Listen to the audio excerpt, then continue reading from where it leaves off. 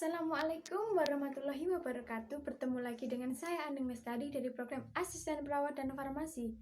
Di sini saya akan menjelaskan bab 3 yaitu keperawatan lansia, yaitu proses penuaan. Pengertian penuaan, menua atau menjadi tua atau bisa disebut aging adalah suatu proses menghilangnya secara perlahan-lahan kemampuan jaringan untuk memperbaiki diri atau mengganti diri dan mempertahankan struktur dan fungsi normalnya, sehingga tidak dapat bertahan terhadap jejas termasuk infeksi dan memperbaiki kerusakan yang diderita.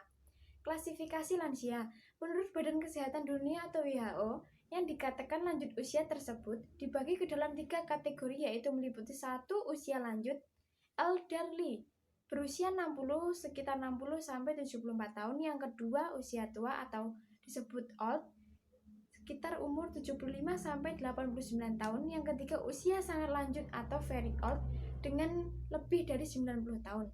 Menurut Depkes RI, Departemen Kesehatan Republik Indonesia, membaginya lanjut usia menjadi 3. Yang pertama, kelompok menjelang usia lanjut 45 sampai 54 tahun yang keadaan ini dikatakan sebagai masa virilitas. Yang kedua, kelompok usia lanjut sekitar 55 sampai 60. Adapun teori proses penuaan, yang pertama teori biologis. Teori biologis dalam proses menua mengacu pada asumsi bahwa proses menua merupakan perubahan yang terjadi dalam struktur dan fungsi tubuh selama masa hidup, meliputi 1 jam biologi atau genetik clock, yang kedua mutasi somatik, yang ketiga autoimun, yang keempat kerusakan akibat radikal bebas, yang kelima akibat metabolisme. Adapun teori yang kedua, teori psikologis.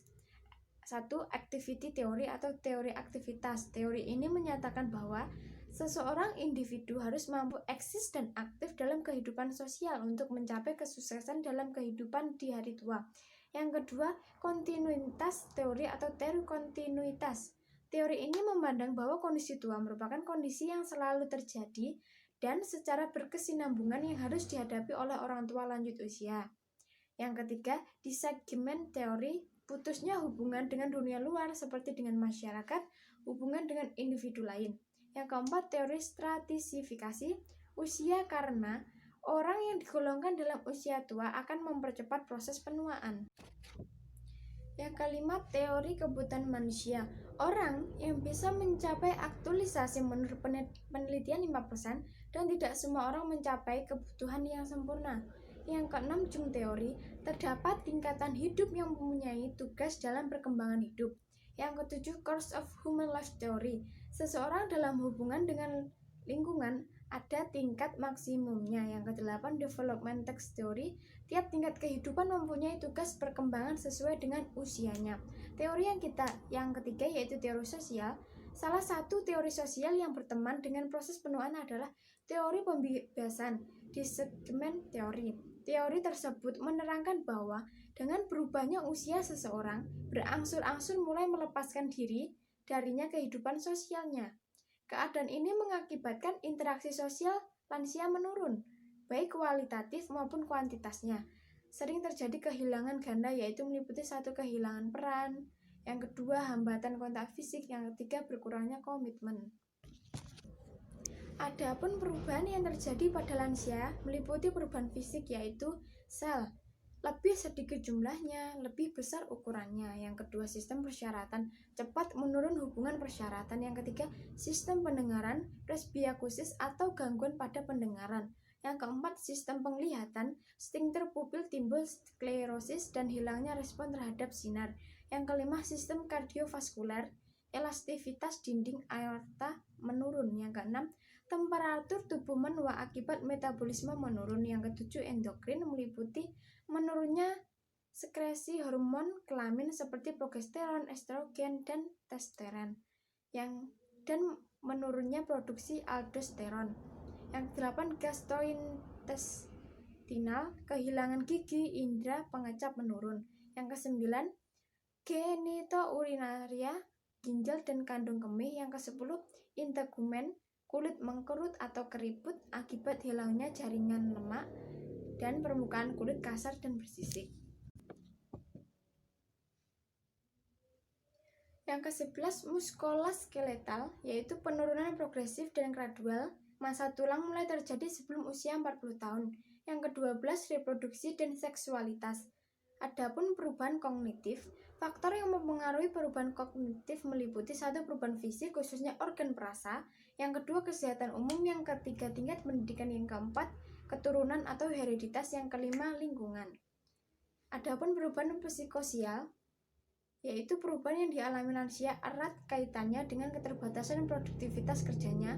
Oleh karena itu, seorang lansia yang memasuki masa-masa pensiun akan kehilangan yaitu satu, kehilangan finansial atau pendapatan berkurang. Yang kedua, kehilangan status atau jabatan pada posisi tertentu ketika masih bekerja dulu. Yang ketiga, kehilangan kegiatan atau aktivitas. Penuaan ada jenisnya, yaitu berdasarkan faktor asalnya. Penuaan dapat dibagi menjadi dua jenis, yakni satu, penuaan dari dalam atau intrinsik. Penuaan intrinsik adalah salah satu proses alamiah yang terjadi pada tubuh. Tanda-tanda penuaan intrinsik antara lain yakni satu, kulit menjadi tipis, yang kedua kulit menjadi kering, yang ketiga berkerut, yang keempat berkeringat berkurang, yang kelima lemak pada bantalan kulit menyusun yang dapat dilihat pada kantung mata yang mengendur, yang keenam rambut memutih dari akar bahkan rontok. Penuaan dari luar atau ekstrinsik. Penuaan ekstrinsik terjadi karena faktor-faktor eksternal seperti sinar matahari yang membuat kulit menua secara prematur. Adapun upaya mencegah penuaan dini, yang pertama, satu, gunakan tabir surya. Dua, hapus riasan sebelum tidur. Kebiasaan mencuci muka bisa memengaruhi penampilan kulit. Yang ketiga, tidur teratur dan berkualitas akan memberi waktu kulit untuk melakukan regenerasi sehingga bisa terlihat segar setiap hari. Yang keempat, konsumsi makanan bergizi seimbang. Yang kelima, jaga asupan cairan. Dan yang terakhir, rutin olahraga. Rutin olahraga membantu meningkatkan sirkulasi tubuh yang membuat kulit lebih sehat. Hal ini dapat membantu kulit terlihat lebih muda. Sekian informasi dari saya. Ada kurang lebihnya mohon dimaafkan, ada kesalahannya mohon dimaklumi. Sekian dari saya. Wassalamualaikum warahmatullahi wabarakatuh.